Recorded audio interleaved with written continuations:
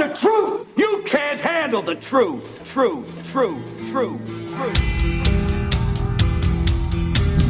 And now, live from the Star Worldwide Studios Tower, overlooking the fifth largest city in America and heard worldwide, it's the Josh Bernstein Show.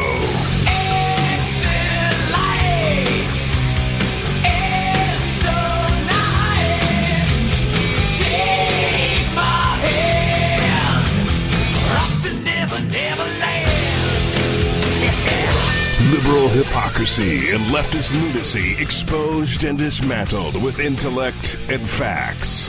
And now, here's your unapologetic host, Josh Bernstein. Welcome to another hard-hitting edition of the Josh Bernstein Show. We got a ton to cover, so we're seriously going to get right into it.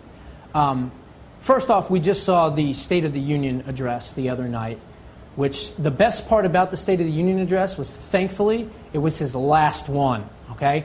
We're going to talk a little bit later with former Congressman and former presidential candidate Tom Tancredo about the State of the Union address and about the State of the Union in general. So we'll talk to him a little bit later. But before we get into today's show and what we're going to talk about, I want to roll this clip.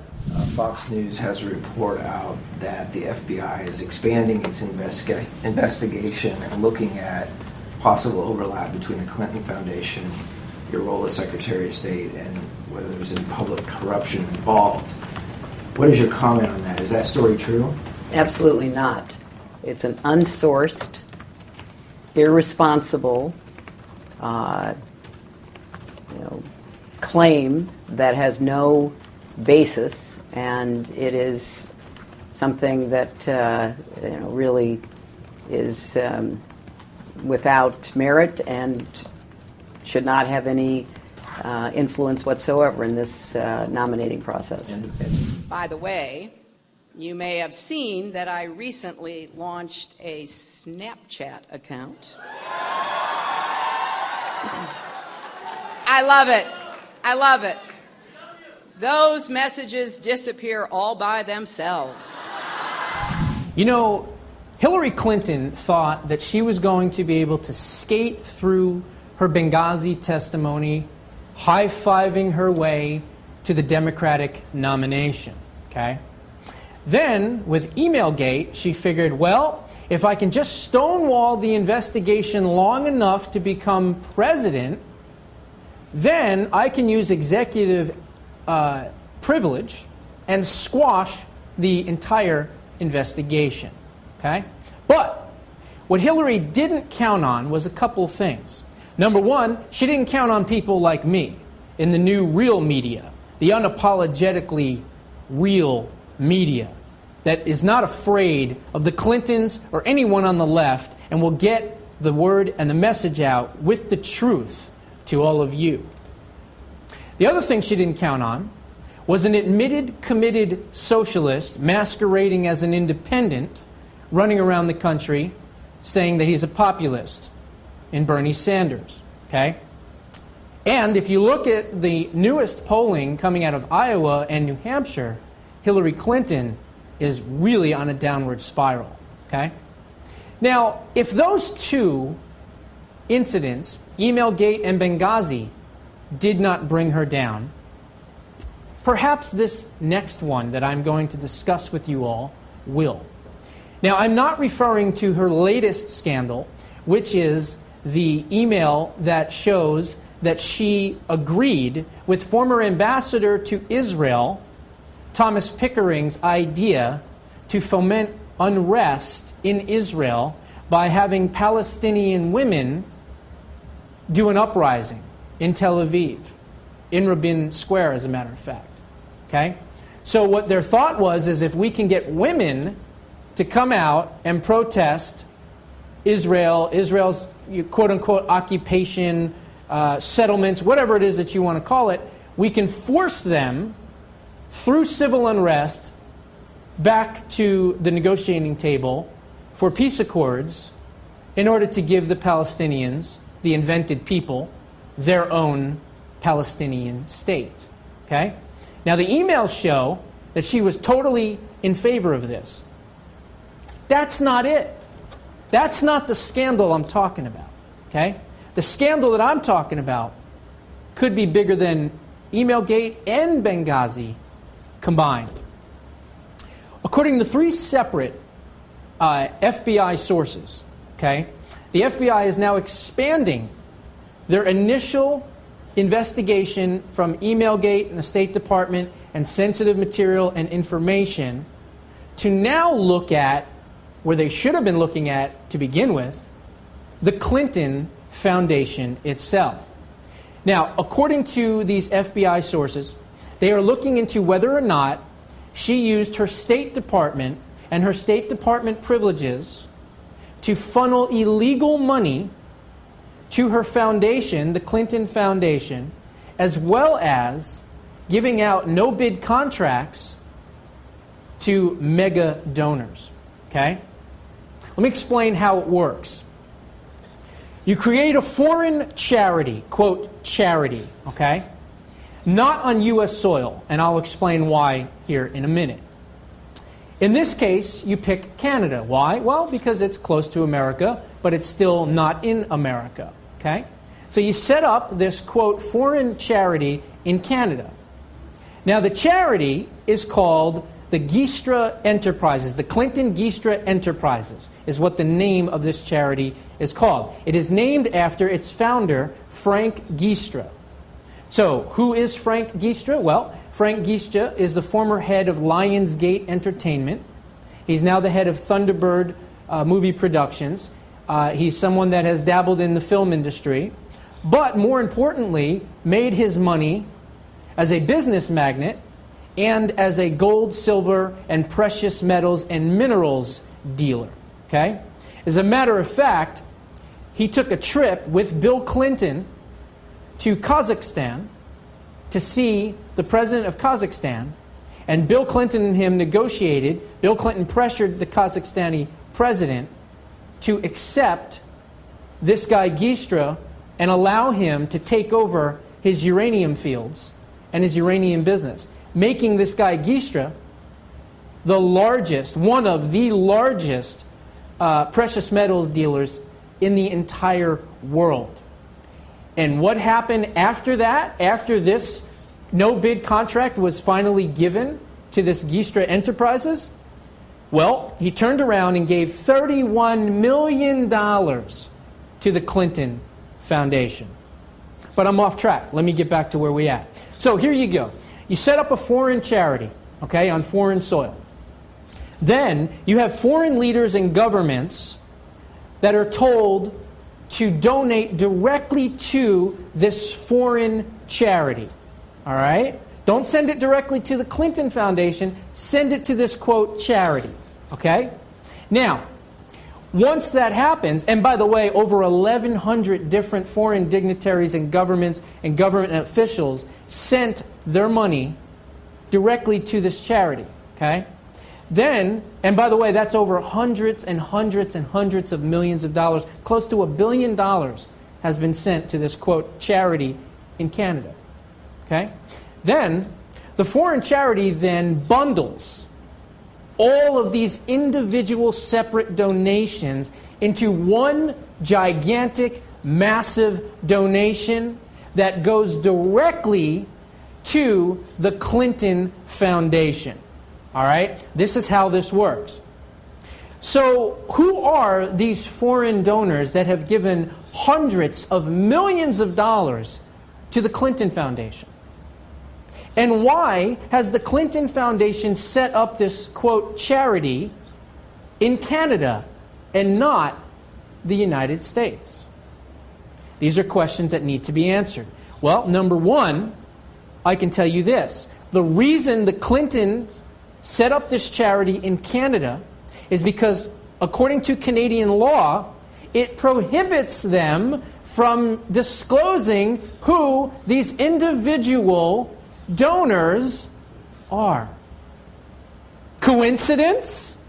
Is that just a coincidence that this was set up in Canada, knowing that their laws prohibit them from having these individual donors' names put out there? But you know what? We're going to know who those names are. And the way we're going to know that is because as this investigation unfolds and they find more and more and more of these emails, those names are going to be with 99.9% surety in those emails. Okay? So, this is how the situation works. Now, the Clinton Foundation then takes these separate individual donations, puts it into this one, directs it to the Clinton Foundation, and then they run around and they give speeches and they talk to different countries and they do all kinds of things. They talk about sickness and health and poverty and AIDS, and they travel all around the world on our dime, tax-free, I might add. Okay? But ultimately, that only accounts for about 10%, according to most officials, it accounts for about 10% of the donation money is actually spent on positive things, like traveling the world and giving speeches and putting money up to fight AIDS and famine and hunger and all these other different things, right? So that means that the rest of the money is going to pay directly the salaries of some of the people that work for the Clinton Foundation, and probably more than likely to pay off whistleblowers that are out there that know what's really, truly going on. And the rest of the money goes to their lavish lifestyle, okay? There's a reason that she is so out of touch. There's a reason that she hasn't driven a car in 20 years or whatever it is that she said that she hasn't driven a car. She doesn't need to.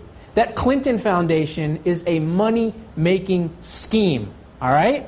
Now, when the financial discrepancies come to fruition and the media gets wind of it and they start talking about it and they start examining it, the Clintons have the best lawyers and the best accountants money can buy, and then they go out there and behind the scenes they fix everything. Oh, well, that was just a clerical error. We're going to redo the last 5 years of the Clinton Foundation's tax returns to show everyone that we're on the up and up, okay? This is what this organization does. Now, the bottom line is this. Foreign money has been funneling into the Clinton Foundation for years, okay? For years. Ever since they left office, the money has been funneling in from all of these anonymous donors all around the entire world, okay? Now, it is tax-free for the most part, and it is untraceable, at least at this point, okay? This is textbook definition of money laundering, plain and simple. And I'm saying this right now. The Cosa Nostra and the Italian Mafia, they ain't got nothing on the Clintons. Nothing, okay? If this investigation is allowed to unfold as I believe it could and should, and an independent investigation clearly goes where the evidence takes them, and God forbid Hillary Clinton doesn't squash it with executive privilege by becoming the president, I believe that it will uncover that the Clinton Foundation is the largest political criminal enterprise in U.S. history. And I could only hope and pray that she goes down for the count because of this, Benghazi, and every other scandal that she has had. You're not going to hear that anywhere else but on the Josh Bernstein Show. We'll be right back. You're tuning into the Josh Bernstein Show, where Josh covers the news the way the liberal media would not dare.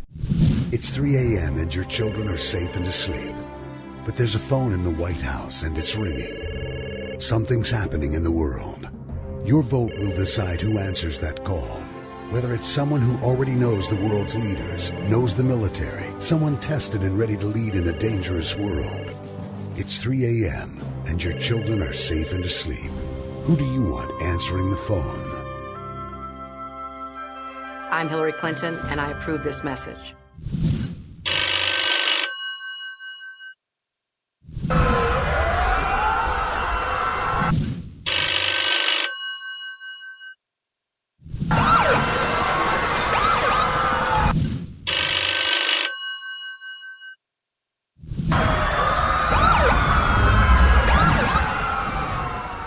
I'm Josh Bernstein, and I approve this message.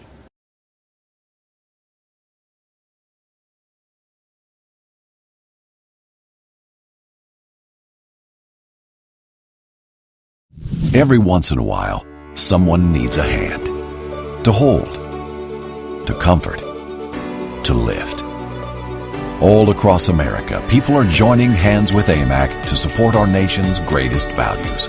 Every AMAC member makes a difference, and the more who join, the stronger America will be.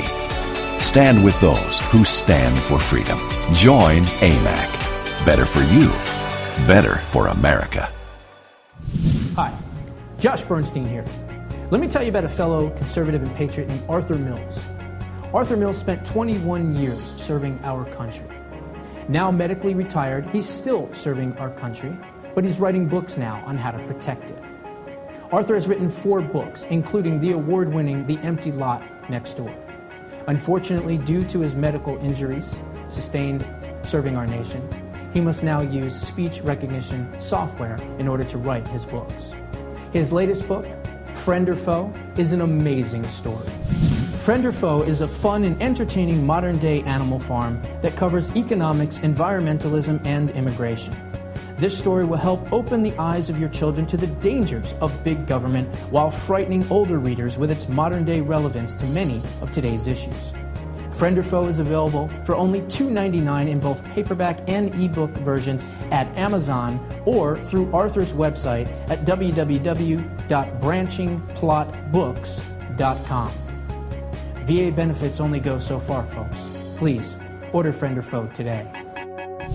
You're tuning into The Josh Bernstein Show, where liberalism is a mental disorder.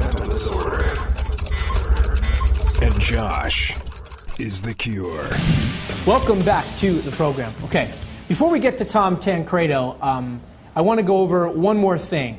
And this next segment is just unbelievable. So I think what I'm going to do to start it off is play this clip. Go ahead and play this clip. Again. Funny. You seem like you're in it for the kids, though. You seem like, you know, I mean, I don't... hate kids. All this is so new to me, and what I've seen is money between the publishing companies, the Common Core publishing companies, and the schools. Joke. Is that true? Bullshit. And the thing is, what they do is they create some new system that sucks, sell more books, and then we have to learn something new in the student, and so it's bullshit. It's all about the money. What are you, crazy? It's all about the money. You don't think that the educational publishing companies are in it for education, do you? No, they're in it for the money. The publishing companies are the winners in this game. Is that true? Is there money that goes in between? Yeah. Between the publishing companies and the schools? Oh my God. It's all a money game. It's all a money game. You seem like you're in it for the kids, though. You seem like, you know, I mean, I don't... hate kids. I'm in it to sell books. Don't even kid yourself for a heart. Now, as you can see in this clip, this is from the great investigative reporter who I have had the privilege to have on my program, James O'Keefe. Okay, this is the gentleman who dressed up as Osama bin Laden and went across the Rio Grande untraced and undetected. All right, this is also the guy who rented a boat, I believe, in Canada, drove across, was it Lake Michigan or Lake Erie, one of the lakes, into Cleveland, Ohio. I think it's Erie. Drove across Lake Erie, parked in Cleveland, at the dock in Cleveland, got dressed up, was already dressed up, actually, as an ISIS terrorist, had a duffel bag full of fake ricin, and walks directly into the Rock and Roll Hall of Fame, completely undetected. Okay? So to say that customs enforcement and the FBI and the government don't have it out for this guy, believe me, they do. He has been at the forefront of exposing fraud, government waste, and political hacks for years. And God bless him for doing it. And this is just his latest video in a whole slew of amazing videos that he puts out. And in this one, you can clearly see he's talking about Common Core and how it is all about the money. I hate kids. I can't stand kids. Don't think for 1 minute that this has anything to do with the fact that I love children, right? Diane Barrow, the lady in the video. It's all about the money. It is time for these states, these 42 states that are still subjecting and indoctrinating our youth and our children to this horrible Common Core standards crap, to pass legislation, whether the ballot initiative or whether the school board superintendents get tough and decide to put the pressure out there and say, enough is enough. We are done with these dumbed-down, one-size-fits-all, communist thinking, socialist, progressive collectivism, indoctrination studies and Common Core standards, which are retarded, ridiculous, and stupid. And they make no sense, okay? My kid brings home his homework, and I take a look at it, and, you know, a regular math problem that's 2 + 2 is 4. Somehow they have all these boxes and drawings and all this crazy stuff. It makes no sense. No sense whatsoever. I call it deductive unreasoning. Not deductive reasoning, deductive unreasoning. Common Core is creating a new generation of honeybees, okay? Drones that are there to kiss the queen's butt. And they're even doing standards in which they're now telling people, based on test scores, based on curriculum, that you are going to grow up to be a, quote, this. And you, because of your intellectual capacity, are going to be a, quote, that. That's what this is all about. It is taking the individualism, the entrepreneurial spirit of the American people and drowning it in collectivism, progressivism, and socialism, and it needs to go away. Contact your congressmen, contact your senators, contact the governors in your states, put pressure on them, and tell them that you no longer want your state to be part of this dumbed-down, Common Core, one-size-fits-all indoctrination of America's youth. We'll be right back. You're tuning into the Josh Bernstein Show, where Josh covers the news the way the liberal media would not dare. So what does Hillary Clinton think we should do about the Syrian refugees? I think the United States has to do more, and I would like to see us move from what is a good start with 10,000 to 65,000.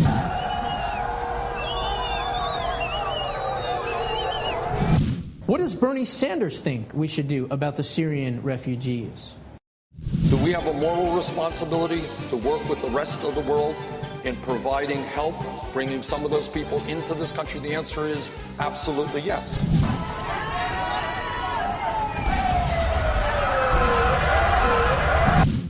What does Donald Trump think we should do about the Syrian refugees? I'm putting the people on notice that are coming here from Syria as part of this mass migration, that if I win, they're going back. They're going back. I'm telling you. What would Donald Trump do to Iran? I would bomb the shit out of them. What would Donald Trump do to Al-Qaeda? I would bomb the shit out of them. What would Donald Trump do to ISIS? I would bomb the shit out of them. This will be coming to America. ISIS plans to bring these acts of terror to America. It makes no sense whatsoever for us to be bringing in refugees who our intelligence cannot determine if they are terrorists here to kill us or not. This is not a grievance-based conflict. This is a clash of civilizations.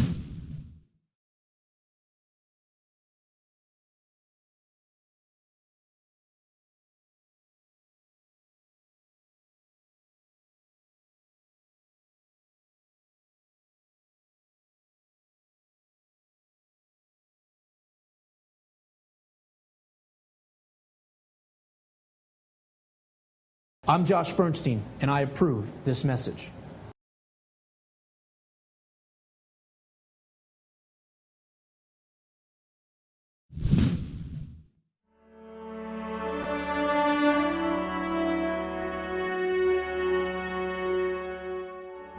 Josh Bernstein here. You all know me as the hard-hitting and unapologetic conservative talk show host of the top-ranked Josh Bernstein Show. But did you also know that I have a softer side as well? I am proud and honored to be an official spokesman for a really great group known as the Association of Mature American Citizens, or AMAC for short. AMAC is a group focused squarely on meeting the needs and protecting the interests of America's seniors. We offer a conservative alternative on how to best solve the problems seniors face today. From saving Social Security to gaining more access and control over your health care, to answering your health-related questions and providing you with the products, services, and solutions that you seek. So if you are a senior 50 years of age or older and do not want more government-run and controlled healthcare solutions, there is another option.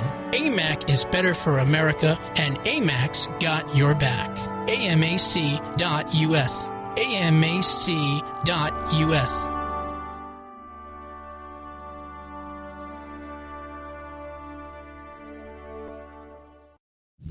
Hi, Josh Bernstein here.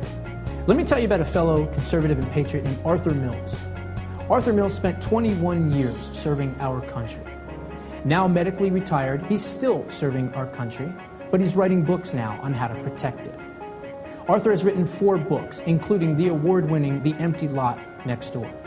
Unfortunately, due to his medical injuries sustained serving our nation, he must now use speech recognition software in order to write his books. His latest book, Friend or Foe, is an amazing story.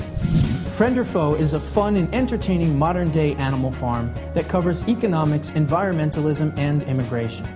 This story will help open the eyes of your children to the dangers of big government while frightening older readers with its modern-day relevance to many of today's issues. Friend or Foe is available for only $2.99 in both paperback and ebook versions at Amazon or through Arthur's website at www.branchingplotbooks.com. VA benefits only go so far, folks. Please, order Friend or Foe today. You're tuning into The Josh Bernstein Show, where liberalism is a mental disorder. And Josh is the cure. Welcome back to the program. My guest today is no stranger to The Josh Bernstein Show, making his 4th appearance on the show and his first on the television program. We were supposed to have a live video feed, but with Skype and some things, we're going to have his picture and his audio up. He is a 5-term recovering member of Congress and a former presidential candidate. It is my pleasure to welcome Tom Tancredo back to the program. Thank you, Josh. It's a pleasure to join you, and I'm sure I look much better in the whatever picture you're showing than I would in real life. Well, look, you just turned 70, right? Right. Just a little bit ago, and you're still going strong. And I'm just happy and excited to have you back on the program. What I want to talk about today in particular and want to kind of concentrate on is this horrific, I don't know what else you can call it, State of the Union address. I put out on Facebook that I had to watch this thing for everyone's amusement and also to report on it. And then I said I would have rather have been locked in a round room with a Tasmanian devil high on catnip than watch this thing. But unfortunately, I got to do what I got to do. So right. I know that you had an opportunity to unfortunately watch it as well. What is your the first thing that you gather from the entire thing? What came to mind right away? You wonder if the President of the United States, you wonder really and truly what is going on in his mind.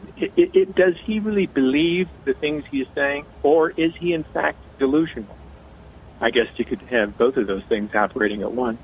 But you would have to say that he is either a bald-faced liar, which of course I think he is anyway, or that he lapses into periods of delusion, complete delusion. Because the things he said, I tweeted out this morning, that President to the nation last night, look deep into my eyes, concentrate, everything is good. Yeah, it's like holding like the little thing, to hypnotize somebody. Yeah, that's exactly right. Because of course, everything he said, even when he's talking about the fact that there is such a division in the country, and that everything has become so polarized, and of course he says it's happening only in Washington, but it is not. It is a reflection of what is happening in the country, and it is because of him. He has created the division. Absolutely. His shredding of the Constitution, his completely impeachable offenses over and over again causes great dissension in the country. And then he pretends that he's the guy who's just simply reacting to all of this horrible stuff that the Republicans are doing to him. And that the world is great. The world loves us. The world is coming to us, for leadership. How can even the Democrats? I noticed that even when he started talking about Syria and the successes in Syria, even the Democrats were having a hard time trying keeping to a straight like face. They were. Yeah. You know what I got from it is that it was almost as if his tone was like a subliminal brainwashing to pretty much tell everyone, because of what is coming out of my mouth has got to be the truth. We are the greatest country. We are the strongest financial nation. Our veterans are being taken care of.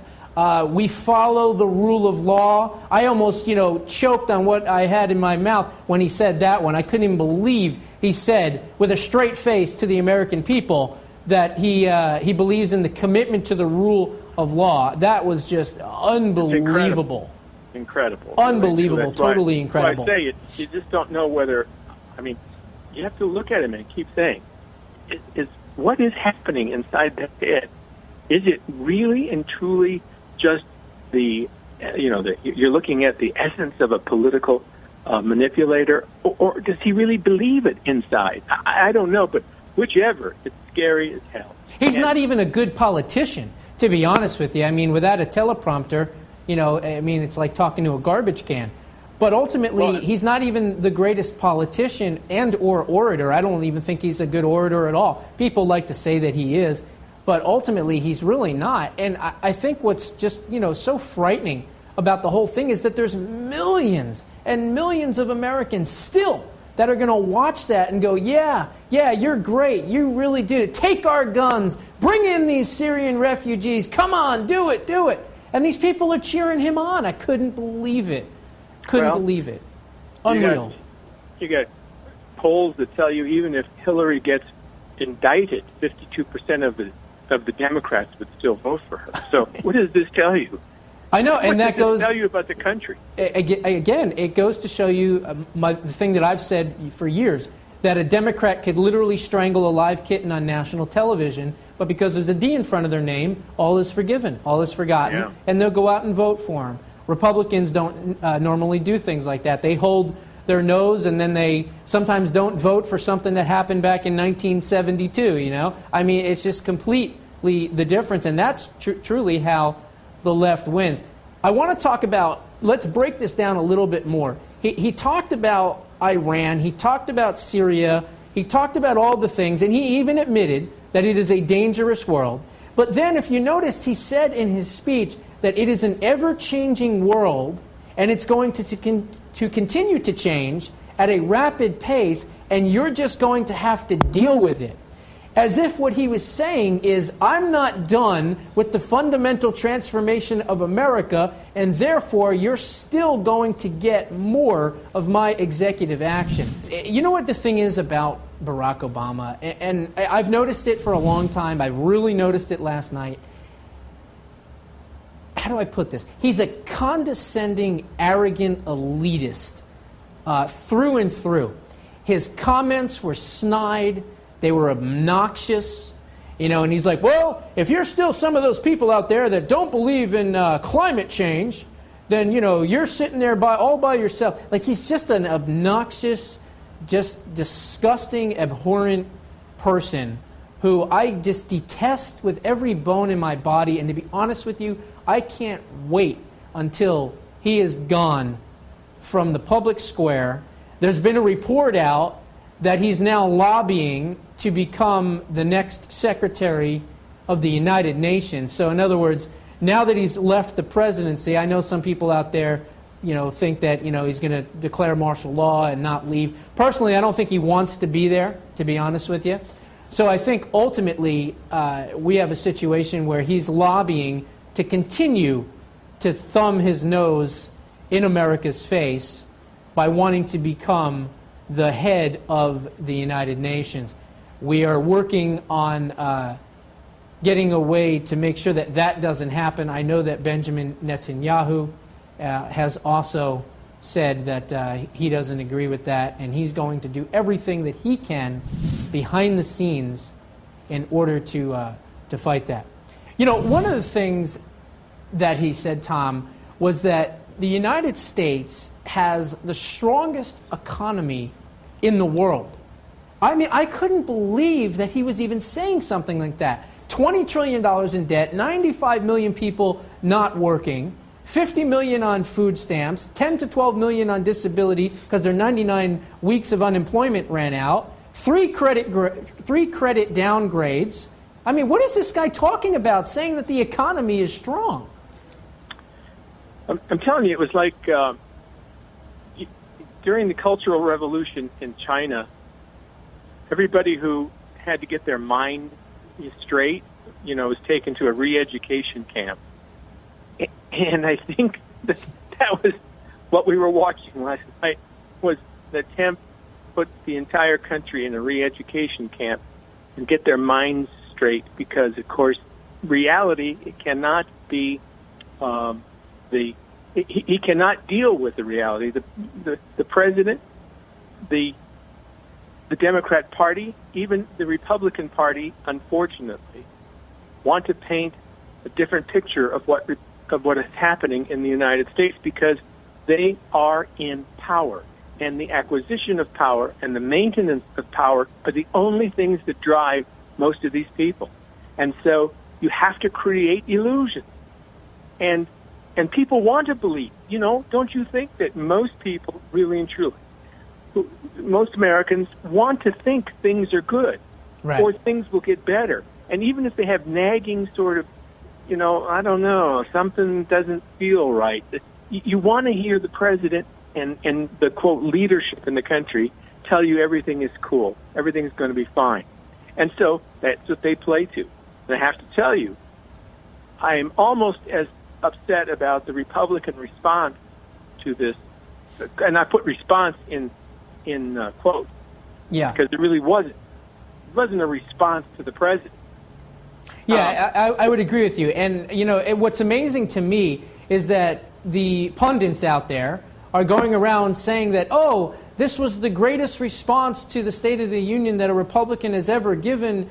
Nikki Haley, she was fantastic, and this and that. I mean, she basically blamed, if you think about it, the Republicans for Barack Obama's actions, which in some respects she is correct, because, again, the Republicans haven't been there as that stopgap to fight against the executive, instead have been their biggest cheerleaders. So she was correct in that. But let's not forget, this is the woman that went out there publicly and said that it's time to take the rebel flag down from the state capitol in South Carolina, and right, which I think is a veiled threat against Christianity and all of Southern heritage and pride. I don't know how you can possibly call what she did a response to the President's State of the Union message, when what she did for a large part of it was attack the Republican front runner in the Republican primary. She attacked, without using his name, but it was very, very clear when she's talking about Muslim immigration, all that she's talking about, Donald Trump. And so whether you like Donald Trump or not, I happen to be a Cruz guy, but I was furious. Here is the Republican response, and she uses the time to attack the Republican front runner. I don't know. I dropped out of the Republican Party over 2 months ago, and after 50 years as a Republican, I couldn't take it anymore. I was at an event, and a college student asked me why she should become a Republican. And when I could not answer that question with a good heart, right, I figured there was no longer any reason for me to stay, and I left. And I don't know how any Republican truly can look at what happened last night, what she says, and stay a Republican. Both parties are losing members. And, you know, I think the Democrats are down 29%, I heard, or something like that. Which is amazing. It's still 29%. I mean, who are these 29%? Hardcore communist leftists, I guess. At any rate, I was so disappointed in that and in her, and that it was hard enough to watch State of the Union message, and then to top it off with that. You really made me do this because I was going to do this show today, and I must tell you, I'm not happy with you. Well, you know what? Misery loves company, and in this case, unfortunately, you know, I had to sit through this thing and watch it too. But again, as you said clearly a little earlier, this was propaganda. This was propaganda at its finest. This is what leftist socialist leaders do, not just here in America, but they do all around the entire world. The only difference is geography. They all believe the same, they all think the same, and they say the same things. And they use language to try to fool the masses. That's exactly what Barack Obama has been able to do for these long 7.5, almost 8 years. And it's about time that we have somebody go around and call him out on these lies. And instead, we don't. We have network people saying that it was a great speech, and you know, that it had a different tone, and it didn't have a laundry list of policy procedures that he wants to cram through in the last year. And I just don't understand, if they're truly conservative Republicans that believe in limited government, believe in self-reliance, you know, the transcendentalists, if you really want to go far back, I just don't understand how they can look at this and say that this was a good speech. In any way, even the technical nature of it, I found it just tedious as hell. It was disjointed. There was, even the way he was trying to, I guess, emphasize things, even though he had his teleprompter, even that aspect of it was annoying. And, you know, every single president and every State of the Union message is designed to, you know, advance a particular cause and agenda, and, you know, we're great and everything's worked out wonderful. But there has never been, to the best of my knowledge, I have never seen, not even with Clinton, I have never seen any speech of like this, any address to the nation, that was so devoid of any empirical evidence of veracity. Exactly. There's always, you know, you could always have, they'd always point to something, some things that were, you know, hard to commit a mistake or hard to deny. These things could have happened because we're here. He could not do that. He used the words, but it is so blatantly, everything he said was so blatantly contradictory to the truth of the matter that I don't know. Yeah, no, look, to me, I kept thinking I myself, understand. I understand where you're coming from. You know, look, oh, man, you know, as a five-term recovering member of Congress, how different is it from when you were serving with greats like J.D. Hayworth and even Tom DeLay was a good, you know, speaker, and some of those folks? What was it like then compared to now? I mean, could you even imagine being in Congress right now? Well, I must admit to you that I left on my own because I really could not stand it anymore. Mm-hmm. And the environment was certainly not pleasant to be in. I was disliked by my own party, by the president, George Bush, certainly by the other party. I had burned just about every bridge, I guess, there was to burn there, because of my stance on illegal immigration. It just simply was the way it was. And so it was unpleasant after 10 years, and I felt I could really do no more there, and I wanted to come home. I mean, that was really, honest to God, the truth. And the last night, I mean, I have absolutely no regrets, I must admit to you. I had to sit in that audience on many occasions listening to this kind of thing, and this perfunctory sort of applause. You have to get up and applaud even when which I wouldn't do. Right. I would just sit there, and of course everybody, and the cam would pan to me, and then I'd get all these nasty emails and stuff. But it's such a fraud. The whole thing. It's a, you know what it is? Washington in general. But last night is a perfect example of a kabuki dance. Mm-hmm. It's you have the stuff going on up there, but there's nothing behind it. Everybody knows that it's a big fraud. Yeah, if you close your eyes and you look close enough, you can actually see the strings that Soros was actually pulling up there. Yeah, that's right. Unbelievable. Well, anyway, it was challenging at the time, but challenging for America, because what he was saying really, in so many words, is that I am going to continue to transform this country. He was trying to, again, work two things in. One is everything is wonderful. We are great. We've always been wonderful, but I am transforming this nation. Right. A thorough, remember? Yeah, he was validating his leftist ideology and policies by saying that things are going to continue to change, and don't you dare ever think of undoing my legacy. Without actually saying those words, if you look between the lines, you can clearly see that that's what his tone and what his message was. And as I said earlier, he's obnoxious, he's arrogant, he's an elitist, and the best part about the entire State of the Union was, thank God, it was his last. The guest is Tom Tancredo. Tom, before we leave, where can folks go to learn a little bit more about you? And is there any projects that you're working on right now that you'd like to enlighten us about? Yeah, I am running a PAC called Team America. You can go online and my Facebook page is Team America, Tom Tancredo, and give us a hand. We are going to try, and we will support any candidate who's running against a Republican in a Republican primary, or even as an independent.